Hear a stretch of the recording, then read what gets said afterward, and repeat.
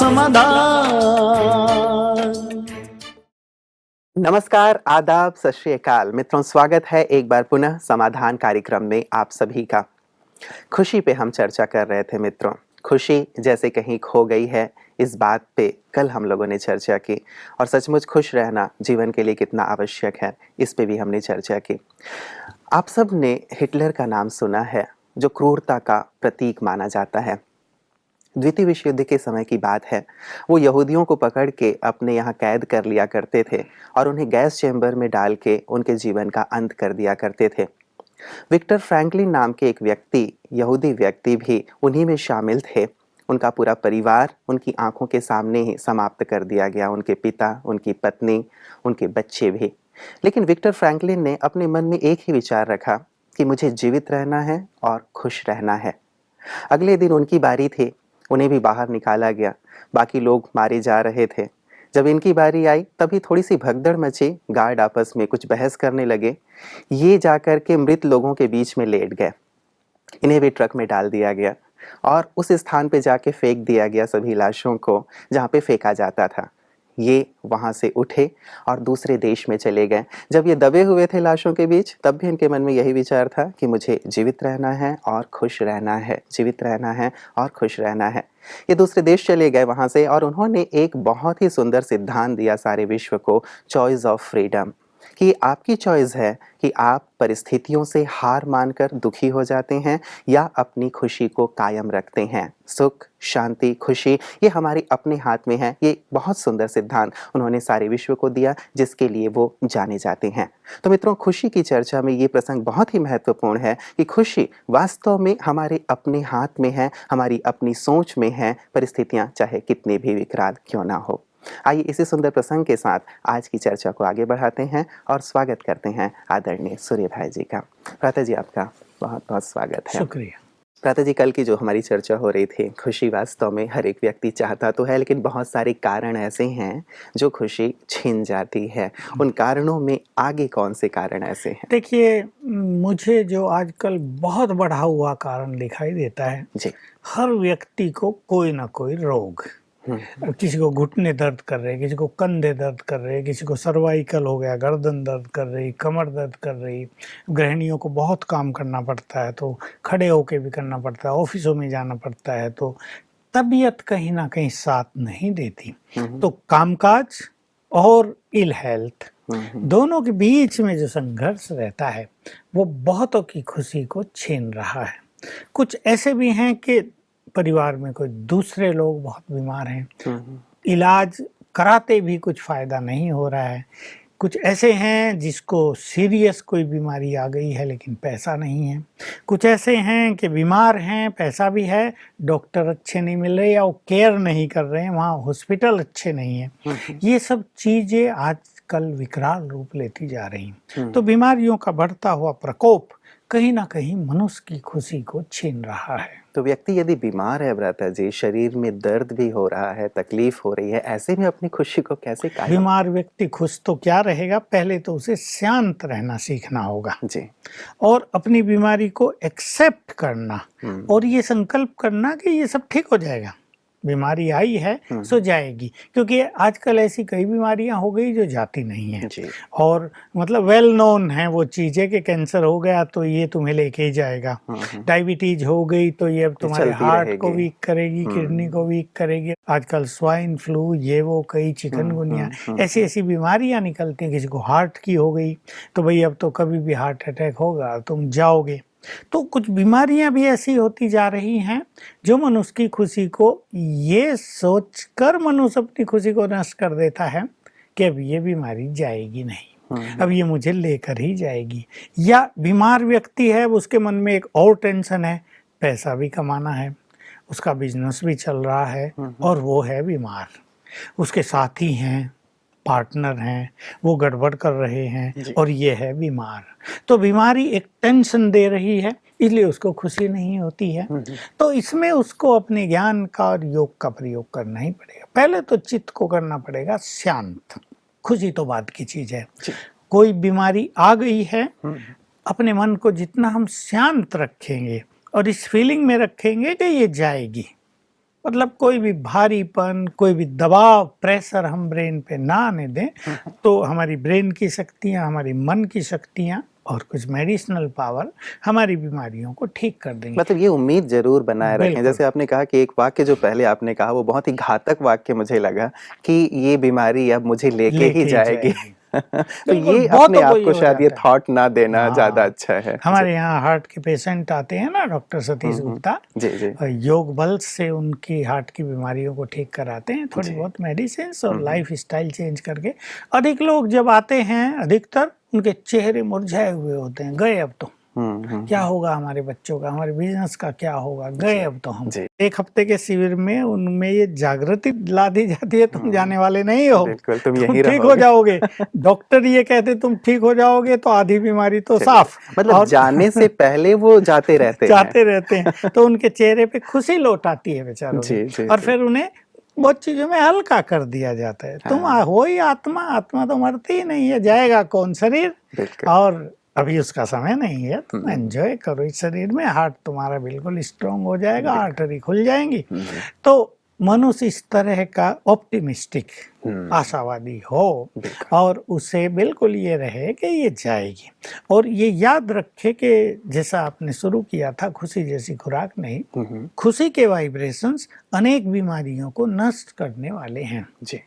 देखिए, एक व्यक्ति को कैंसर हुआ और वो चिंतित है, अब क्या होगा, कीमोथेरेपी होने वाली है, बहुत कष्ट होगा मुझे, तो बाल भी सारे उठ जाएंगे, मेरा रूप भी बिगड़ जाएगा, मैं तो जवानी में बूढ़ी हो जाऊंगी। ये संकल्प उसके रोगों को बढ़ा देंगे। और अगर उसको ये है कि कोई नहीं, बाल उड़ गए क्या है, फिर आएंगे, अच्छे नए आएंगे, पुराने खराब हो रहे थे, झड़ रहे थे, उड़ने दो इनको, नए आएंगे मुझे बाल, मुझे ये कीमोथेरेपी से अंदर जो गंदगी है जल के भस्म हो जाएगी, अब नया जीवन मिलेगा, अब मैं बिल्कुल ठीक हो जाऊंगी और एनर्जेटिक हो जाऊंगी और हेल्दी हो जाऊंगी। तो ऐसे संकल्पों से खुशी बनी रहेगी और चित्त शांत रहेगा। जैसे ये देह अलग है और मैं आत्मा अलग हूँ। मैं आत्मा बीमार नहीं हूँ। मान लो बुखार है बहुत तेज, तो मैं आत्मा हूँ, मुझे आत्मा को बुखार नहीं है, बुखार तो इस देह को है। मैं तो चेतन शक्ति हूँ, एवर हेल्दी हूँ। ये संकल्प करना चाहिए, तो बुखार की फीलिंग ही कम हो जाएगी। हमने हजारों लोगों के अनुभवों से ये देखा, मेरे अपने अनुभव भी, कि जो व्यक्ति बॉडीलेसनेस की बहुत अच्छी प्रैक्टिस करते हैं, यानी ये देह अलग और मैं आत्मा अलग, उन्हें पीड़ाएं फील ही नहीं होती। बुखार होगा, डॉक्टर आएगा, मुंह में थर्मामीटर डालेगा, बुखार 105 है, लेकिन ठीक है, उसे गर्मी लग रही है, उसे थोड़ी सी बेचैनी हो रही है, लेकिन चित्त शांत है। जैसे ये शरीर का कर्म भोग है, वो इसको टॉलरेट कर रहा है, वो इसको अनुभव कर रहा है। मैं तो आत्मा बिल्कुल अलग, इससे बिल्कुल शांत स्वरूप हूँ, पवित्र हूँ। ये स्थिति, अब उसमें कोई हंसेगा तो नहीं, खुश तो नहीं होगा, लेकिन चित्त की शांति हमें बहुत अच्छी स्थिति में लाएगी और बीमारी हमारी बहुत जल्दी ठीक हो जाएगी। फिर उसका इलाज कर लेना चाहिए, मतलब ये सोच लेना चाहिए कि चलो मुझे बुखार हुआ है, वैसे तो मैं बहुत बिजी रहता हूँ, अभी 2-3 दिन रेस्ट के मिले, शायद मेरा बॉडी भी रेस्ट चाहता था, अब इसने रेस्ट ले लिया, अपना टाइम निकाल लिया, अब मैं इस टाइम को भी शांति से पूरा करूँगा। मैंने ऐसे बहुतों के अनुभव देखे। हमारे पास एक बहन है, उसको ऑपरेशन हुआ और एनेस्थीसिया का नशा अभी उतरा ही नहीं था, तो उसका चिंतन इतना सुंदर चला, उसने एक बहुत ब्यूटीफुल क्लास तैयार कर ली, मुझे सुनाई फ़ोन पे, नशा उतरते ही सुनाया कि मेरे को तो उस नशे में भी ये सुंदर विचार चल रहे थे। तो विचारों को चेंज कर लेना। जी। अभी कोई देह के बारे में ही सोचता रहे, हाय बहुत पीड़ा हो गई, मेरा क्या होगा, देह के बारे में चिंतन करे, यहाँ ये हो गया, वहाँ ये हो गया, घुटने दर्द हैं, सदा ये करते रहे, हाय मेरे घुटने में कैसे जीऊंगी, मैं तो मर गई, ये हो गया, वो हो गया, तो शांति भी खत्म, खुशी भी खत्म, सुख भी खत्म। तो अपने चिंतन को पॉजिटिव करना और बीमारियों में शांत रहना और मन को प्रसन्न रखना, ये एक बहुत बड़े विवेक की बात है। बहुत अच्छी मेंटलिटी इसमें मनुष्य को बनानी चाहिए। वो लोग तो खुश भी रह सकते हैं जो कैंसर वाले हैं या हार्ट वाले हैं या और कोई बीमारी हुई है, शुगर हुई है, ठीक है, इसको लोग स्लो पॉइजन कहते हैं, स्लो किलर, किल करता है, ये अंगों को किल करता जाता है, पॉइजनस ऐसा है जो किल करता रहे, लेकिन मनुष्य खुश तो रह सकता है। जी। और अगर इसके साथ खुशी के वाइब्रेशंस भी बॉडी को जाते रहेंगे तो अंग डैमेज नहीं होंगे। शुगर उसको डैमेज करेगी तो खुशी उसको फिर से एनर्जाइज कर देगी, तो बहुत अच्छा रहेगा। बिल्कुल। तो भ्राता जी, एक चीज़ यही कि अपने विचारों को बहुत अच्छा हेल्दी रखें। शरीर भले हेल्दी नहीं है लेकिन मन हेल्दी हो, और जैसे कहा जाता है मन चंगा तो कठौती में गंगा, तो मन यदि चंगा रहेगा, स्वस्थ रहेगा, तन भी स्वस्थ हो जाएगा। लेकिन भ्राता जी, कई ऐसी बीमारियां हैं, चलिए आपने जैसे कैंसर की बात कही या डायबिटीज़ की बात कही कि ये स्लो किलर हैं, लेकिन कई ऐसी तकलीफ़ें हो जाती, जैसे सिर में बहुत भयंकर दर्द ही हो गया, माइग्रेन का दर्द हो गया, पेट में बहुत भयंकर दर्द हो गया, तो कई ऐसी तकलीफ़ें शुरू हो जाती हैं जो बहुत ज्यादा जैसे खींच लेती हैं, हमें बांध लेती हैं। ऐसे में कैसे खुश रहा जा बिल्कुल, सकता ये है? तो हम सबको अनुभव है, सिर दर्द का भी, पेट दर्द का भी। जी, जी। ऐसे में खुश तो रहना छोड़ो, वो तो शांति भी नहीं रह सकती, जी। सुख छिन जाता है, पेट में इतनी ऐंठ होने लगती है। और जिसको माइग्रेन होता हो उसका तो रोने के बिना तो उसको और चैन ही हम नहीं लोगों ने आती। आर्थराइटिस की भी बात की थी भ्राता जी, कि हाँ, कुछ कड़ियों पहले, जो 19 हाँ, साल की हमारी नीलम है, तो उसको भी इतनी तकलीफ है, तो हाँ, उनकी मम्मी भी कह रही थी कि लगातार वो जैसे रोती ही रहती है। हाँ। तो ये एक तकलीफें ऐसी बिल्कुल, ये हैं। तकलीफ ऐसी कि मन को भी कमज़ोर कर देती हैं। ये जी। तो देखो एक क्षणिक चीज़ है कि पेट में दर्द हुआ और सिर में दर्द हुआ, चलो 1-2 घंटे चला, 4 घंटे चला जी, और जी। उसकी मेडिसिन ली, कुछ भी उपचार किया और हम ठीक हो गए, फिर हम खुश रहें। उसका इफ़ेक्ट हमारे ऊपर ना हो जाए। ऐसा नहीं पेट दर्द हमें एक बार हुआ और मन का दर्द हमने लंबे समय के लिए मन में बसा लिया। जी। जस्ट उसको अवॉइड करें और उसको बिल्कुल न्यूट्रलाइज़ कर दें, बहुत जल्दी अपने को नॉर्मल कर लें। लेकिन कुछ ऐसी चीजें जो निरंतर पीड़ा देती हैं, जी। निरंतर उनका इफेक्ट मनुष्य के ब्रेन पर भी आता है, बॉडी में भी कुछ ना कुछ पीड़ा रहती है और मनुष्य को हर पल फील होता है कि ये कुछ है, ये कुछ है, खुशी उसमें रहती नहीं है। फिर भी खुशी न भी रहे तो अपना चिंतन अच्छा अवश्य रहे, उसको स्वीकार कर लें, उसका उपचार भी अच्छा करें और बहुत ऑप्टिमिस्टिक रहें, आशावादी रहें कि ये चीज़ें ठीक हो जाएंगी। इतना तो हर व्यक्ति कर ही सकता है। लेकिन कई बार कई लोग अपनी बीमारियों को इतना सीरियस बना देते हैं कि तूफान खड़ा कर देते हैं। लोग कहते हैं इसने तो सारे घर को ही सिर पे उठा लिया है, मोहल्ले को ही सिर पे उठा लिया है, तो बीमार क्या हुए, सबकी शांति भंग कर दी है। वो जो नेचर है वो बड़ी खतरनाक होती है। उसमें वही बात होगी कि बच्चे या पोतरे सेवा करने भी नहीं आएंगे, दादाजी तो गुस्सा ही करते हैं, जब भी जाओ पानी भी देने जाते हैं तो ऊपर ही फेंक देते हैं तो कप निकालते रहते हैं, सारा दिन खो खो करते रहते हैं, तो कोई बच्चा पास भी नहीं जाएगा। तो थोड़ा सा अपने को बैलेंस में रखना, थोड़ा सा नेचर को स्वीट और सॉफ्ट बना के रखना, ये जो स्वीट एंड सॉफ्ट नेचर है ये ऐसी परिस्थितियों में बड़ी हेल्पफुल होती हैं। देखिए जो लोग इरिटेट रहते हैं, जो बहुत सीरियस हैं, जो बात बात में गुस्सा करते हैं, जो टेंशन में आते हैं जल्दी, तो उनकी तो कोई सेवा भी नहीं करता।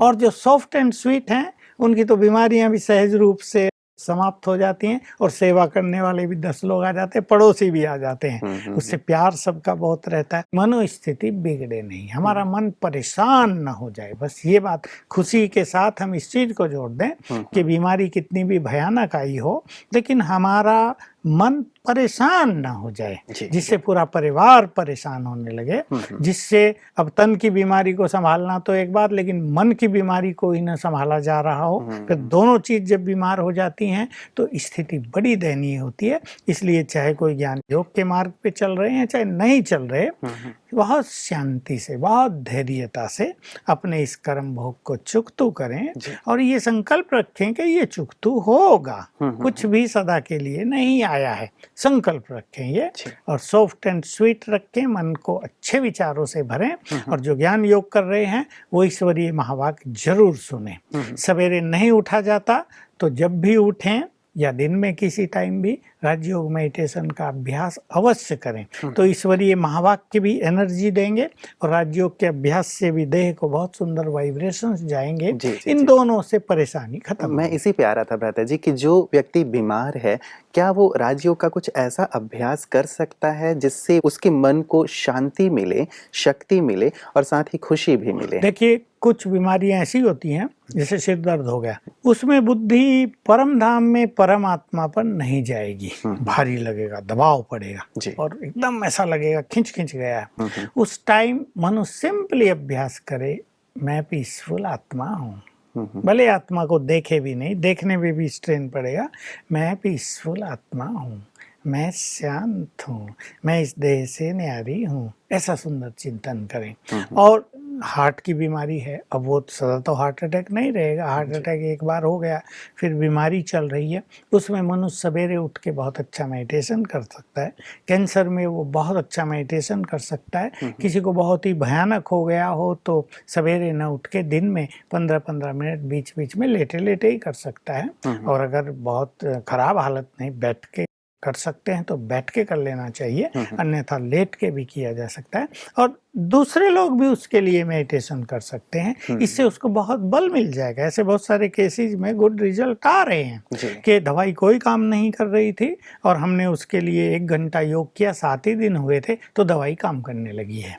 तो इस तरह के उपचार करने से, स्पिरिचुअल तरीके अपनाने से, योग के अभ्यास करने से बीमारियों में राहत भी जल्दी मिलेगी और अपने को भी मानसिक संतुलन रखने में बहुत इजीनेस होगा। दादा जी, ये तो हुई कि जिन्हें बीमारी है वो कैसे अपने आप को शांत और खुश रखें। एक बड़ी चीज़ आपने पहले भी कही थी कि जो परिवार वाले हैं, जो देख रेख करने वाले हैं, वो भी ऐसी स्थिति में कई बार इरिटेट होते रहते हैं। यदि बीमारी सामने वाले की लंबी चल गई, मान लीजिए बेड रिडन कई ऐसे पेशेंट होते हैं कि सारी चीज़ें बिस्तर पे ही की जा रही हैं, ऐसे कई फ़ोन कॉल्स हमारे पास आए थे। या फिर किसी माताजी की मानसिक स्थिति थोड़ी सी डामाडोल हो गई है, उन्हें हमें संभालना है, तो ऐसे में जो घर वाले हैं उनकी स्थिति बहुत ज़्यादा खराब हो जाती है। वो अपनी शांति और खुशी को ऐसे समय में कैसे बना के देखिए, रखें? ये तो बहुत हो रहा है आजकल जी कि कहीं कहीं परिवारों में एक पेशेंट ऐसा हो गया है जिसके पीछे कईयों को अपना समय देना पड़ रहा है। उन बेचारों को काम धंधा भी देखना है, बच्चों को पढ़ने भी जाना है, जो माताएं हैं उनको घर का भोजन बनाना, सब कुछ देखभाल करनी और पेशेंट की भी केयर करनी। तो उनको टेंशन तो होना बड़ा स्वाभाविक सा है, लेकिन वो अपने चित्त को सरलता से भरें, जैसे खेल की तरह काम करते रहें कि इस पेशेंट की संभाल करना भी मेरी जिम्मेदारी है। भले ही वो इरिटेट होगा, वो बुरा बोल सकता है, उसको गुस्सा भी आ सकता है, वो कुछ भी कहेगा, तो मुझे ये नहीं देते, वो नहीं देते, फिर वो भी इरिटेट होगी, मैं बिजी हूँ, मैं कोई फ्री बैठी हूँ क्या तुम्हारे लिए, फिर कहा सुनी ज्यादा हो जाएगी, दूरी बढ़ समस्या थी जाएगी। भ्राता जी। एक फोन कॉल हमारे पास था कि एक महिला है जिनका तलाक हो चुका है, एक छोटा बच्चा है जो पढ़ता है, 10 साल का है, उनकी माँ को मानसिक समस्या शुरू हो गई है। अब वो मानसिक समस्या, तो आप समझ सकते हैं कि वो क्या क्या करती होंगी। तो ये अब बहुत ज्यादा परेशान है। अब वो फोन कॉल कर, मतलब फोन में ही जैसे वो रोने लगी थी कि मतलब ऐसी कौन से मैंने कर्म किए थे कि छोटा बच्चा भी है, माँ भी ऐसे, और मुझे जॉब भी करना है, इन दोनों को खिलाना पिलाना भी है, ध्यान भी रखना। तो बहुत ही क्रिटिकल कंडीशन हो जाती है, क्रिटिकल हो जाता है और बड़ी टेंस पोजीशन हो जाती है। जी। अच्छे से अच्छा व्यक्ति भी ऐसी पोजीशन में परेशान हो सकता है, टेंशन में आ सकता है। इस सिचुएशन को स्वीकार करके अपने चित्त को पहले शांत करें और फिर जो सर्वशक्तिवान है, जो हमारा खुदा दोस्त है, जो हमारा परम पिता है, उसको अपना साथी बनाएं, उसकी मदद लें। उसकी मदद लेनी आनी चाहिए। जो योग का अभ्यास कर रहे हैं, जिन्होंने ईश्वरीय ज्ञान लिया है, वो इसको बहुत अच्छी तरह जानते होंगे कि हमें भगवान की मदद कैसे लेनी है। कुछ चीज़ें उसको समर्पित कर दिया जाए, उसको अपना साथी और सहयोगी बना लिया जाए, क्योंकि धन का भी अभाव ऐसे में हो जाता है। रोज खर्च हो रहा हो, किसी और दवाइयों के खर्च तो आजकल बढ़ते जा रहे हैं। कहीं ऑपरेशन हो गया, एक साथ लाखों खर्च हो गए हैं, कर्ज में भी लोग दब जाते हैं। तो भगवान को भी अपना साथी बना लेना चाहिए, उससे योग युक्त रह के उसका आह्वान भी कर लेना चाहिए कि तुम भी हमारे घर के बड़े मेंबर हो, तुम हमारे खुदा दोस्त हो, हम अपनी जीवन नैया तुमको अर्पित कर रहे हैं, अब तुम्हारी भी मदद की हमें ज़रूरत है। तो उसका आह्वान करेंगे, उसकी मदद भी बहुत अच्छी फील होगी और अपने मन में बैलेंस हो जाएगा। जो बीमार नहीं है उनके लिए बहुत इम्पोर्टेंट है कि वो अपनी मानसिक शक्तियों को निगेटिव न होने दें, वो अपने को इरिटेटेड न होने दें, बहुत अच्छा बैलेंस रखें, अपने बोल का विशेष रूप से ध्यान रखें। नहीं तो पेशेंट थोड़े बहुत दिन के बाद जब पेशेंट कुछ उल्टा सुल्टा बोलने लगे तो दूसरे बोलते हैं, हम तुम्हारे लिए पैदा हुए क्या, हम कब तक तुम्हारा ध्यान रखेंगे, अपने को खुद संभालो, हम कुछ नहीं करेंगे कल से तुम्हारा। तो बेचारा दोनों ही पक्ष बहुत उदास निराश हो जाएंगे, कौन क्या करे, दोनों की परिस्थिति। और कई बार ऐसा होता है कि वो करते भी रहते हैं, सेवा भी करते रहते हैं, बोलते भी रहते हैं। करनी तो उन्हें पड़ेगी क्योंकि वो उनका अपना व्यक्ति है। मान लो किसी का फादर ही है, अब उसे घर से बाहर तो नहीं भेज सकते, बीमार हो गया, तो सेवा भी करते रहेंगे, उसकी सुनते भी रहेंगे और सुनाते भी रहेंगे। इसको थोड़ा ठीक करके पेशेंट की मेंटेलिटी को समझते हुए कि वो व्यक्ति पेन में है, अकेला पड़ा है, उसको अकेलापन फील हो रहा। आजकल टीवी भी रख देते हैं लोग, लेकिन टीवी तो सुख नहीं देती ना। तो हमें उसको हमेशा अच्छे बोल बोलने हैं, अच्छे वाइब्रेशंस देने चाहिए। अच्छे बोल, तुम ठीक हो जाओगे, तुम बहुत अच्छे हो पापा, तुम्हारी ये बीमारी लंबी चल गई, इरिटेट ना हो, शांति से जीवन जियो, सब ठीक हो जाएगा। थोड़े दिन में हम आपके साथ सब लोग हैं, आपको मदद करेंगे, आपकी सेवा करेंगे। ऐसे अच्छे बोल बोलने उनके से साथ समय भी बिताएं, कुछ उनको हंसाएं बहलाएं। बिल्कुल बिल्कुल, थोड़ा बैठें भी, और नहीं तो 15 मिनट भी उनके साथ समय बिताएं। 15 मिनट सवेरे, 15 शाम को। उसे लगे कि मेरा परिवार, मेरे सब लोग मेरे साथ हैं। पर जहाँ ऐसी पोजीशन आ जाए कि मनुष्य अकेला ही हो, वहाँ तो बहुत बुरा हाल होता है। जैसे आपने बताया, ऐसे भी लाखों केस इस संसार में हैं जिसमें मनुष्य अकेला है या दो हैं। एक कोई कमाना भी है, सारा काम भी करना और पेशेंट को भी संभालना, तो वो भी पेशेंट बन जाता है। पेशेंट को संभालने वाले भी तो पेशेंट बन जाते हैं ना। ऐसे में बहुत बड़े मनोबल की जरूरत होती है। ऐसे में ही मनुष्य के पुण्य कर्म, उसका योग अभ्यास, उसके सुंदर विचार, उसकी सद्भावनाएं, उसका स्वमान काम आता है। बिल्कुल। तो ये तो रही भ्राता जी बीमारियों की बात। कई बार व्यक्ति जब सामान्य जीवन में चलता रहता है तो हार जीत होती रहती है, और जहाँ तक खुशी की बात है, मुझे लगता है सफलता के साथ खुशी जुड़ी हुई है और असफलता के साथ गम जुड़ा हुआ है। तो ऐसा तो हमेशा होता नहीं कि हमें सफलता ही प्राप्त हो रही हो। तो जहाँ कहीं भी असफलता हमें हाथ लगती, चाहे पढ़ाई के क्षेत्र में हो, बिजनेस के फील्ड में हो या अन्य किसी क्षेत्र में, तो तुरंत ही हमारी खुशी गुम हो जाती है, हम गमज़दा हो जाते हैं। ऐसे समय में जब जीवन में असफलता ही असफलता हो रही हो, कैसे अपनी खुशी को कायम रखें? देखिए, मैं बच्चों का उदाहरण दूंगा। बहुत होशियार है मान लो कोई, और उसका अपना टारगेट है कि मुझे इतने % मार्क्स लाने हैं, और उसने मेहनत भी उस अनुसार की है, और सब भी जानते हैं कि इसके इतने मार्क्स आएंगे ही। सब पहले से ही उम्मीदें लगाए बैठे हैं और एक खुशी में बैठे हैं कि इतना अच्छा रिजल्ट आएगा। पर मान लो उसका नहीं आता। 95% उसका आना था, लेकिन 85% ही आया है।